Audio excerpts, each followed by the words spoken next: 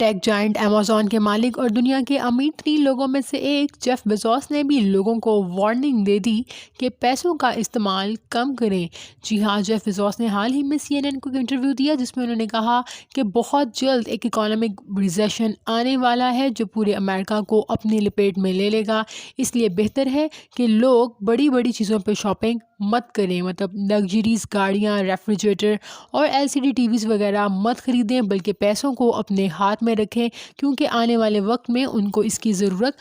پڑنے والی ہے۔ یہاں آپ کو بتاتے چلیں کہ اس کے علاوہ اور بھی بہت سی ٹیک کمپنیز جن میں ٹویٹر اور فیس بک شامل ہیں، انہوں نے بھی اس ریسیشن کے پیش نظر بہت زیادہ لوگوں کو فائر کر دیا ہے اپنی کمپنی سے، اور اب انہوں نے مزید ریکروٹمنٹ بھی روک دی ہیں۔ اس سے لگ رہا ہے کہ اس ٹائم امریکہ میں ایک اکانومک ریسیشن آنے والا ہے جو ابھی نہیں تو مزید کچھ 1-2 مہینوں میں یا سال میں ہٹ کرے گا امریکہ کو، اور چونکہ امریکہ کی مارکیٹ دنیا کی بڑی ترین مارکیٹ میں سے ہے، اس کا مطلب ہے کہ وہ ریسیشن پوری دنیا کو اپنی لپیٹ میں لے لے گا۔